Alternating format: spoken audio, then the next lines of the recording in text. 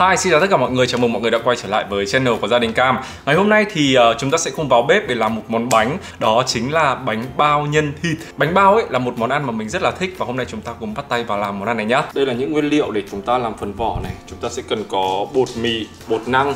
Nếu mà các bạn không muốn ăn nó dai thì các bạn có thể thay thế bằng bột bắp. Ở đây chúng ta sẽ có sữa lạnh này, men, dầu ăn. Nhà mình hết bột nở mất rồi cho nên là mình sẽ không xài bột nở luôn. Bước đầu tiên thì chúng ta sẽ trộn bột nhá. Nếu mà bạn nào có máy trộn bột ấy, thì nó rất là nhàn rồi. Tại vì là như thế thì chúng ta sẽ không mất thời gian để mà nhồi tay. Tiếp tới là các bạn sẽ cho vào đây là 5g men nở và chúng ta cũng sẽ trộn đều. Men này là của mình là men là không cần kích hoạt ha. Tiếp theo là chúng ta sẽ cho vào đây là 40g đường. Vì hôm nay thì nhà mình hết đường trắng ấy, cho nên là mình phải cho tạm đường vàng vào. Chính vì vậy mà cái bánh của mình hôm nay nó sẽ không được quá là trắng. Cho thêm vào đây một xíu muối. Sau đó thì mọi người sẽ trộn đều cái hỗn hợp này lên ha. Các bạn sẽ có khoảng tầm 2 đến 3 viên đá này. Đấy, mình sẽ cho sữa lạnh và đá vào đây. Dầu ăn. Sau đó thì mọi người sẽ nhồi bột. Ban đầu thì mọi người nhồi ở tốc độ thấp nhất khoảng 1 phút. Sau đó thì chúng ta sẽ tăng dần lên.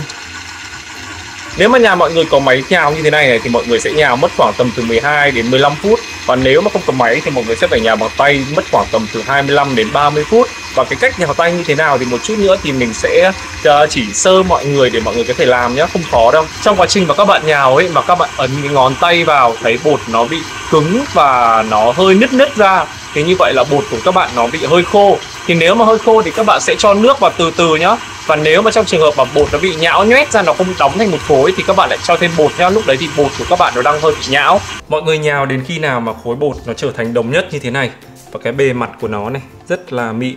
Đó, mọi người ấn vào không thấy nó bị nứt. Rồi là như vậy là bột của chúng ta đã được nhá. Còn bình thường là nếu mà khi mà nhào tay ấy, cái lòng bàn tay chỗ này này, mọi người ấn nó xuống, miết lên trên, sau rồi thì mọi người lại cuộn lại. Sau mọi người đổi sang 90 độ, mọi người miết lên, mọi người cuộn lại.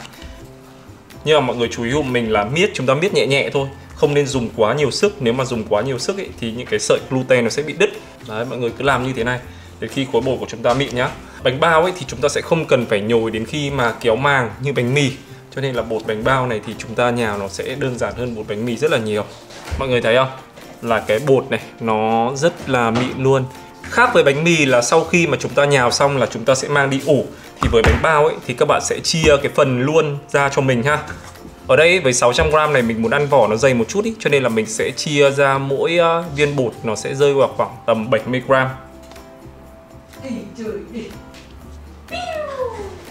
Đó, sau khi mà chia như này rồi thì mọi người sẽ vo viên nhé. Mọi người sẽ vo viên nhẹ nhàng để cho cái khối bột nó mịn trở lại. Dùng cái tay mọi người hơi khom lại một chút như vậy. Xong rồi mọi người sẽ lăn vừa kéo này, kiểu đẩy ngu lên và kéo cái ngón tay này xuống, đẩy lên, kéo xuống, đẩy lên, kéo xuống. Đấy, các bạn cứ làm như vậy. Sau khi mà chúng ta đã chia bột và đã vo viên như thế này xong thì các bạn sẽ cho vào một cái túi zip và sẽ cho vào trong ngăn mát của tủ lạnh. Đây là những cái nguyên liệu để chúng ta làm nhân bánh này, cũng rất là quen thuộc thôi. Đầu tiên là thịt nạc xay. Cái thứ hai là mộc nhĩ đã được ngâm nở và miến đã được ngâm nở. Mỗi thứ này thì khi mà lúc khô ấy mình xài một cái là 20g. Bây giờ thì mình sẽ băm nhỏ miến với cả mộc nhĩ, sau đó chỉ trộn vào thịt là xong thôi, rất là đơn giản. Phần mộc nhĩ này thì các bạn sẽ phải ngâm nở, sau đó thì rửa sạch nhiều nước nhé mọi người. Tại vì là cái mộc nhĩ này thật ra là nó rất là dơ. Với cả nếu mà các bạn rửa không sạch ấy, nó sẽ có những cái mùi hôi rất là khó chịu.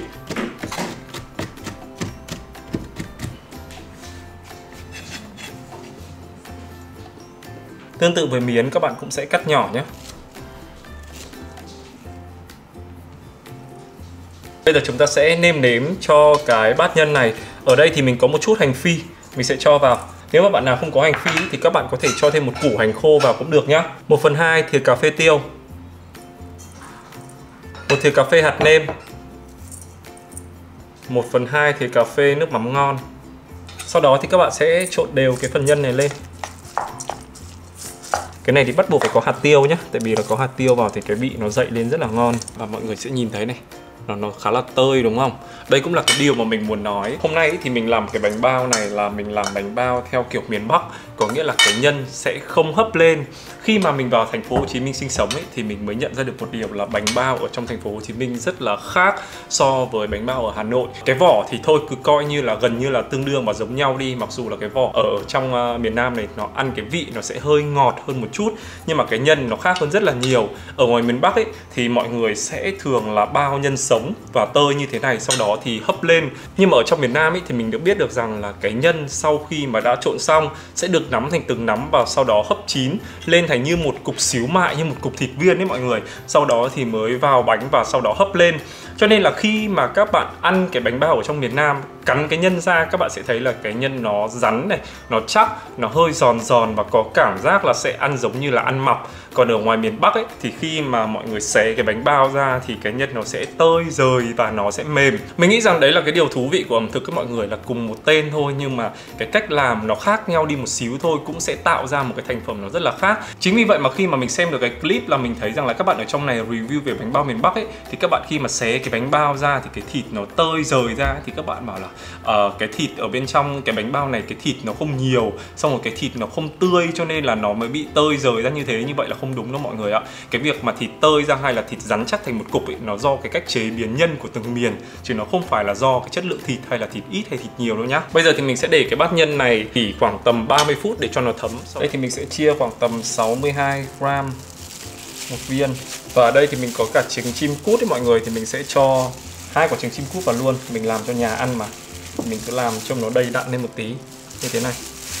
Các bạn có thể thêm thay trứng chim cút bằng là trứng muối hay là bằng lạp xưởng, tùy vào khẩu vị của các bạn nha. Đây là phần nhân mà mình đã vo viên xong, trông rất là hấp dẫn đúng không nào? Bây giờ thì chúng ta sẽ cùng nhau vào bánh nhá. Mọi người trông này, cái viên bột mà sau khi chúng ta để trong tủ lạnh nó hơi nở lên ấy, cái bề mặt nó rất là mịn luôn. Cái mặt này thì chúng ta sẽ úp xuống bên dưới để cho bột không bị dính ấy, mọi người rắc lên đây một chút bột áo nhá. Thường thì khi mà làm bánh bao ấy, người ta sẽ lăn như thế này. Mọi người cứ lăn ra để cho cái mép nó mỏng, tại vì là một chút nữa thì chúng ta sẽ mí cái mép nó lại mà. Sau đó thì mọi người sẽ cho cái phần nhân vào giữa như vậy. Và sau đó thì chúng ta sẽ một tay ngón cái chúng ta dùng, một tay còn lại chúng ta sẽ mí dần cái mép bột vào ha.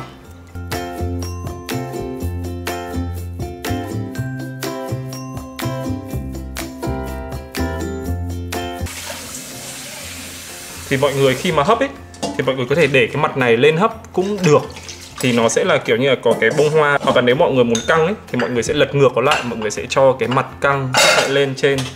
Đó, như thế thì nó cũng tránh được cái tình trạng là ở dưới nếu mà một người khép nó không khít thì cũng không sợ là nó bị bục ra. Mọi người sẽ chỉnh lại ở bên trên này trông cho nó hơi cao thành lên.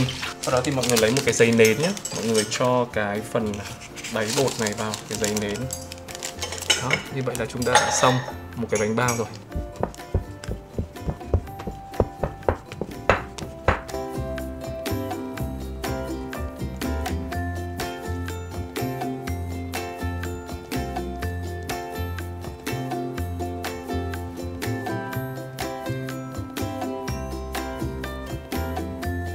Rồi, như vậy là mình đã làm xong, chỉ có 7 viên nhân thôi mọi người ạ. Cái nhân mình viên hơi to ấy, đấy cho nên là một cái này sẽ là bánh bao chay. Bây giờ thì mình sẽ để nở gấp đôi khoảng tầm 1 tiếng đồng hồ, sau đó thì mình sẽ mang đi hấp nhá.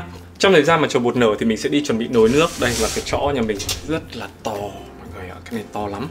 Và mọi người phải chuẩn bị cho mình một cái khăn. Khi mà mọi người hấp ấy thì mọi người sẽ chùm cái khăn này lên như thế này.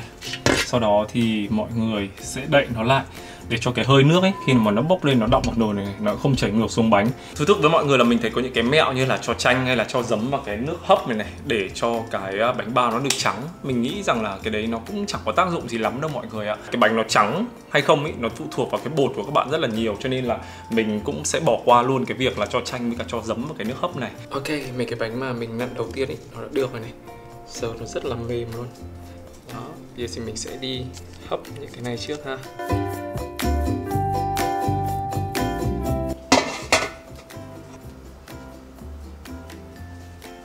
Bánh ở đây các bạn sẽ hấp với lửa vừa nhé. Nhà mình là 9 số thì mình sẽ hấp ở số 6. Và các bạn sẽ hấp khoảng tầm 25 phút thì cái bánh ở bên trong là mới chín. Rồi 25 phút nữa chúng ta sẽ cùng quay lại xem thành quả của chúng ta sẽ như thế nào nhé. Đây là thành phẩm của chúng mình. Bây giờ thì mình sẽ bỏ ra nha.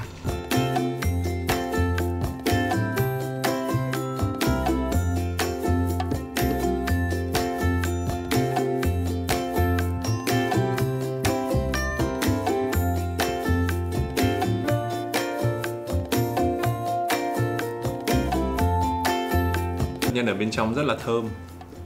Mọi người sẽ thấy là nó tơi này, thơm mùi mộc nhĩ này, hạt tiêu này và miến. Cái vỏ bánh bao ấy khi mà mọi người xé ra thì nó sẽ rất là mềm, thơm mùi sữa và nó hơi ngọt nhẹ. Vỏ bánh bao nó phải hơi ngọt một xíu xíu, ăn nó mới ngon mọi người ạ. Và nếu như là mọi người không muốn ăn nó quá là dai thì mọi người có thể thay bột năng bằng bột bắp ha. Hy vọng rằng là mọi người có thể tham khảo video này của mình để làm cho các thành viên trong gia đình của mình ăn nhé. Và nếu như mọi người thích thì hãy like and subscribe, click vào cái chuông và tiếp tục ủng hộ cho gia đình Cam Cam nhé. Và bọn mình còn 6 cái bánh bao nữa dành cho mẹ heo để mẹ ăn. Hẹn gặp lại mọi người những video tiếp theo. Bye bye.